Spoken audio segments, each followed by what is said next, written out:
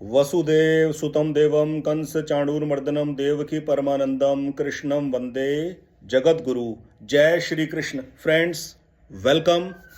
आज की इस वीडियो में हम बात करेंगे how to activate 10th house of your horoscope. क्या इंपॉर्टेंस है 10th हाउस की? 10th हाउस की इंपॉर्टेंस है जन्म कुंडली का कर्म भाव कहलाता है 10th हाउस। और इस मनुष्य जन्म में कर्म से बढ़कर कुछ भी नहीं है, कुछ भी। हम अक्सर सुनते हैं कि प्रारब्ध के अनुसार मुझे ये शरीर मिला है, परिवार मिला है, सर्कमस्टांसेस मिले हैं, उसके अंदर मुझे कुछ करना है। ये कुछ करना क्या है? ये कुछ करना ही नया कर्म है। नया कर्म करना पूरी तरह से हमारे हाथ में है। हाँ, जो हम करना चाहते हैं वो हम नहीं कर पा रहे क्योंकि उसके रिसोर्सेज हमारे पास नहीं है, कोई बात नहीं। लेकिन जो भी रिसोर्सेज हमारे पास है और जो करने की काबिलियत और जो करने की कैपेसिटी कुदरत ने हमें प्रदान करी है, उसके दम पर हमें वो करना पूरी शिद्दत के साथ है जो सरकमस्टांसेस अवेलेबल है। उसमें कोई रियायत नहीं बख्शनी, उसके अंदर कोई कमी नहीं छोड़नी। होता क्या अक्सर जीवन में हम लोग कुछ ना कुछ कर रहे होते हैं, लेकिन पूरी गहराई से नहीं कर रहे होते, पूरी शिद्दत के साथ नहीं कर रहे होते। एक अधूरापन सा जीवन के अंदर होता है। साफ पता लगता है कि हम करना तो कुछ और चाहते हैं पर कर हम कुछ और रहे हैं। क्यों कुछ और कर रहे हैं? क्योंकि हालात, सरकमस्टांसेस ऐसे हैं। इसलिए किसी भी प्रकार की कोई नेगेटिविटी सोच से प्रभावित न होकर जो भी हालात हैं हमारे हाथ में, उसके हिसाब से हमें जो भी करने के लिए मिला है वो परमात्मा की कृपा की के बल पर मिला है, प्रारब्ध के अनुसार मिला है। हमें अपना 100% एफर्ट्स और डेडिकेशन उसमें ही देना है जो प्रेजेंट मौजूदा हालात हैं। मैं आपको कुछ सिंपल टिप्स बताता हूँ एस्ट्रोलॉजी के हिसाब से आपको क्या बातों का ध्यान रखना है 10th हाउस को एक्टिवेट करने के लिए, अपने कर्म भाव को एक्टिवेट करने के लिए।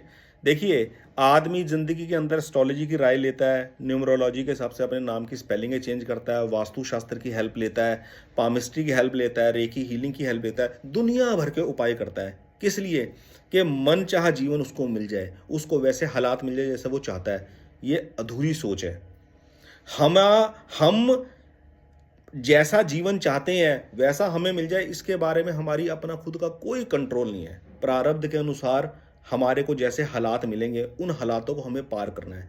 हमारे हाथ में सिर्फ इतना है कि जो भी सरकमस्टांसेस हमें मिले हैं वो चाहे कंफर्टेबल है चाहे अनकंफर्टेबल है, उसके अंदर हम जो भी काम करें 100% डिवोशन के साथ करें, डेडिकेशन के साथ करें। ठीक है? तो आज एस्ट्रोलॉजी के हिसाब से मैं आपको एक पहलू बताता हूं, उसका आप ध्यान रखिए। और 7-8 पॉइंट ऐसे बताता हूं जिससे कर्म करने में और कर्म क्यों करना है उसके अंदर आपको पूरी क्लैरिटी हो जाएगी। वीडियो को एंड तक आप जरूर देखना। इस चैनल को सब्सक्राइब भी कीजिए, इसको शेयर भी कीजिए। बहुत इंपॉर्टेंट इंफॉर्मेशन आपके साथ मैं इस चैनल के ऊपर शेयर करता हूं। तो सबसे पहले बात करते हैं एस्ट्रोलॉजी के हिसाब से जन्म कुंडली के 10th हाउस को एक्टिव करने के लिए सबसे पहले अपनी कुंडली के अंदर सूर्य और गुरु को स्ट्रॉन्ग कर लीजिए, उनको अनुकूल कर लीजिए, चाहे आपका कोई भी लग्न हो। सूर्य देव को एक्टिव करने के लिए, सूर्य देव को फेवरेबल करने के लिए क्या करना है? Very simple. सूर्य उदय से पहले बिस्तरा छोड़ना है। सूर्य उदय से पहले अगर आप उठ जाएं तो इससे बेहतर कोई उपाय नहीं है सूर्य की पॉजिटिव एनर्जी लेने के लिए। सूर्य नारायण भगवान को नहाने के बाद एक लोटे, तांबे के लोटे में जल अर्घ अर्पित करें, प्रार्थना करें अपनी तंदुरुस्ती के लिए और अपने कर्म क्षेत्र में सफलता के लिए। नंबर 1, गुरु को स्ट्रॉन्ग करने के लिए क्या करना है? गुरु को स्ट्रॉन्ग करने के लिए अपने जीवन में एक बार कम से कम एक केले के पौधे का, नर्सरी से लेकर केले के पौधे का एक वृक्षारोपण करें किसी मंदिर में, किसी मंदिर के प्रांगण में या मंदिर के प्रांगण के बाहर या किसी भी ग्राउंड में जहां आप उचित समझे, और उसका जल सिंचन जरूर करें केले के पौधे का। तीसरी बात, मंगल। अपनी जन्म कुंडली के अंदर मंगल को फेवरेबल कर लें 10th हाउस को एक्टिवेट करने के लिए। क्या करना है? जमीन के ऊपर, भूमि के ऊपर कभी थूकना नहीं है। ठीक है? भूमि के ऊपर, जमीन के ऊपर, वनस्पति के ऊपर, पेड़ पौधों के ऊपर कभी यूरिन नहीं करना ओपन में, ग्राउंड में। जब कभी जाते हैं ना, जैसे आप हाईवे पे गाड़ी ड्राइव करते हैं तो ढाबे पे रुकते हैं खाना वाना खाने के लिए, तो वहाँ रुक कर जनरली आदमी ये कर बैठता है गलती में। तो ये गलती कभी ना करे। ओपन में, जमीन के ऊपर कभी भी यूरिन वगैरह ना करें, जब भी जाना हो स्पेसिफिक टॉयलेट में जाए, वो एक प्रोसीजर बनाए, उसके बाद फिर वो प्रकृति में चले जाता है मलमूत्र, वहाँ पे क्या होता है उसका वो एक नेचुरल प्रोसेस है। पर अपने हिसाब से आप अवॉइड करें, ऐसे ओपन भूमि का अपमान ना करें, कभी भी थूके ना, यूरिन ना करें और कोई गंदगी ना फेंके भूमि के ऊपर, मंगल को यदि आपने स्ट्रांग बताना है। ठीक है, बहुत सिंपल और बहुत इफेक्टिव रेमेडी मैं आपको बता रहा हूँ फ्रेंड्स। और फोर्थ, अपनी जन्म कुंडली के अंदर चाहे आपका लगन कोई भी हो, शनि को आप स्ट्रांग कर लें, गरीबों की सहायता करें, असहायों की, दिव्यांगों को दान पुण्य करें, उनकी रोज़मर्रा की ज़रूरतों का सामान उनको भेंट करें, जूते, चप्पल, छतरी, लोहे के बर्तन, कुछ भी आप दान कर सकते हैं। खाने पीने के सामान में तेल की बॉटल, ये सब चीज़ों का सामान, ग्रोसरी का सामान आप भेंट कर सकते हैं असहायों को, शनि को स्ट्रॉन्ग करने के लिए। तो एस्ट्रोलॉजिकल पार्ट के अंदर मैंने आपको 4 चीज़ें बताई है 10th हाउस को एक्टिवेट करने के लिए। सूर्य को, गुरु को, मंगल को और शनि को बिल्कुल पॉजिटिव वाइब्रेशंस दें, आपको वहाँ से हीलिंग मिलेगी और 10th हाउस आपका एक्टिव होगा। अब बात करते हैं कर्म भाव को एक्टिव करने के लिए, कर्म भाव के अंदर सही डायरेक्शन में आगे बढ़ने के लिए आपको किन बातों का ध्यान रखना चाहिए।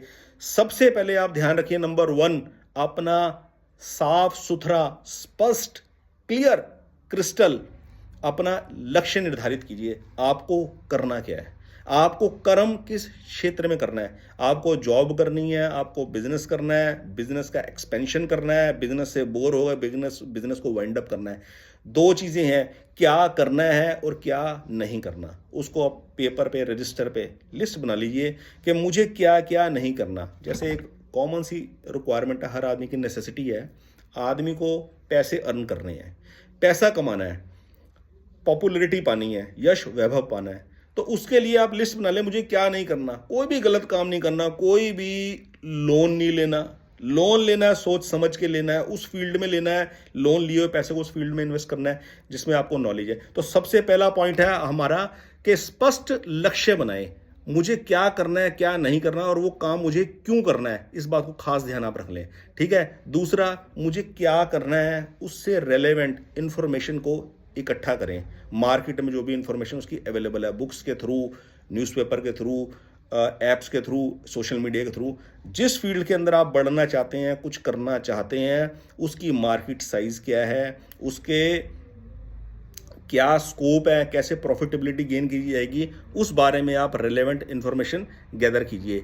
तीसरा, उस काम को करने की, जो कर्म करने की आप सोच रहे हैं, उसके क्या पॉजिटिव एस्पेक्ट्स हैं और क्या नेगेटिव एस्पेक्ट्स हैं, क्या ड्रॉबैक्स हैं, किन चीज़ों का सामना करना पड़ सकता है जब आप उन कामों को करेंगे, और क्या पॉजिटिविटी है। पॉजिटिविटी उसके अंदर ये चीज़ जरूर होनी चाहिए कि जो भी काम, जो भी कर्म आप चूज़ करेंगे, चाहे वो जॉब है, चाहे वो बिजनेस है, चाहे वो एज ए फ्रीलांसर काम है, कुछ भी काम अगर आप चूज़ करते हैं, उसके अंदर आपका इंटरेस्ट जरूर होना चाहिए ताकि आप उस काम को करते वक्त थको ना। चौथा पॉइंट हमेशा ध्यान में रखना, उस काम को करते वक्त आपकी अंतरात्मा से जो आवाज़ आए, जो इंट्यूशन आपको हो किसी चीज़ के बारे में, किसी डिसीजन के बारे में, उस इंट्यूशन की आपने रिस्पेक्ट जरूर करनी है, ये ध्यान रखना। और जो भी कर्म करना आप चूज करते हो, whether it is job, whether it is business, whether it is expansion of business, किसी चीज़ को वाइंड अप करना है, एक बार थोड़ा ठहर कर ध्यान से उसको सेल्फ एनालाइज जरूर कर ले अपना एक्शन प्लान इंप्लीमेंट करने से पहले, ताकि उठाया हुआ कदम आपको वापस ना लेना पड़े। इस बात को हमेशा ध्यान में रखें। छठा पॉइंट, इस बात को ध्यान में रखें, कुछ भी आप करना चाहते हैं, कोई भी कर्म आप करने जा रहे हैं, कुछ भी नया वेंचर आप स्टार्ट करने जा रहे हैं, एक चीज़ हमेशा ध्यान में रखें, जो चीज़ आपने एनालाइज करी है, जिस तरीके से एनालाइज करी है, सर्कमस्टांसिस हमेशा उससे थोड़े से और टफ हो सकते हैं। अनएक्सपेक्टेड ऑब्स्टेकल्स आ सकते हैं, अनएक्सपेक्टेड ओवरहेड्स, खर्चे आ सकते हैं। मान लीजिए आपने किसी काम को, किसी बिजनेस को स्टार्ट करने का सोचा और आपने उसके अंदर मोटा मोटा एस्टीमेट लगाया रेंट पे लिया, मैन पावर रखी, कॉम्प्लायंस इश्यूज़ के सर्टिफिकेट वगैरह ले लिए, उसके बावजूद भी कुछ ऐसी चीज़ें, ऐसे ऑब्स्टेकल्स आ जाएँगे जो आपने एक्सपेक्ट नहीं किए होंगे। उस वक़्त बिल्कुल भी घबराना नहीं है।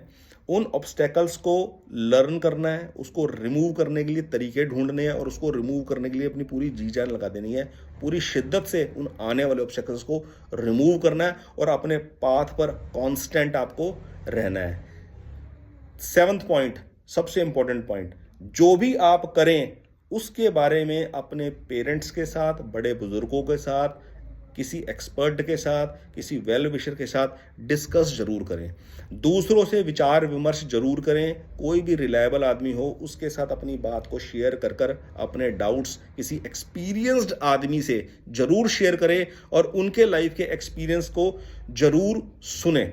और सबसे लास्ट का पॉइंट, 8वां पॉइंट मैं आपको बता दूं, सब कुछ आपने कर लिया, लक्ष्य निर्धारित कर लिया, नेगेटिव पॉजिटिव एस्पेक्ट्स देख लिए, आने वाले ऑब्स्टेकल्स को एक्सपेक्ट कर लिया कि आएंगे तो उसको रिमूव करना है, डटना है, लर्न करना है उसको कैसे दूर करना है, अपने विचार विमर्श दूसरों के साथ, अपने प्लान्स को विचार विमर्श करना है दूसरों के साथ, दूसरों की राय लेनी है। और सबसे आखिरी का पॉइंट, आपने सुननी सबकी है, सबके पॉजिटिव नेगेटिव फीडबैक्स सुनने हैं।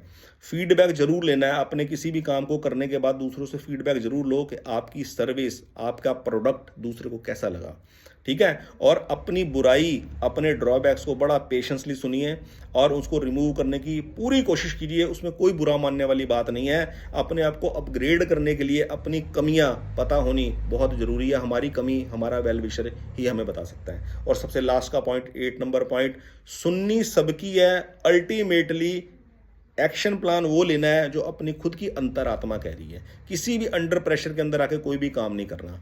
जिंदगी में कोई भी काम करना है तो भी किसी के अंडर प्रेशर होकर नहीं करना, अपनी सेल्फ इंट्यूशन से करना है, सेल्फ मोटिवेशन से करना है। और अगर किसी काम को विड्रॉ करना है, छोड़ना है, उसमें से निकलना है, तब भी अपने सेल्फ इंट्यूशन से, सेल्फ मोटिवेशन से करना है, किसी से इफेक्टेड होकर नहीं करना। तो फ्रेंड्स, आज की इस वीडियो में how to activate your 10th house of the horoscope मैंने आपको डिटेल्ड में बताया और बड़े ही स्पेसिफिक वर्ड्स के अंदर बताया।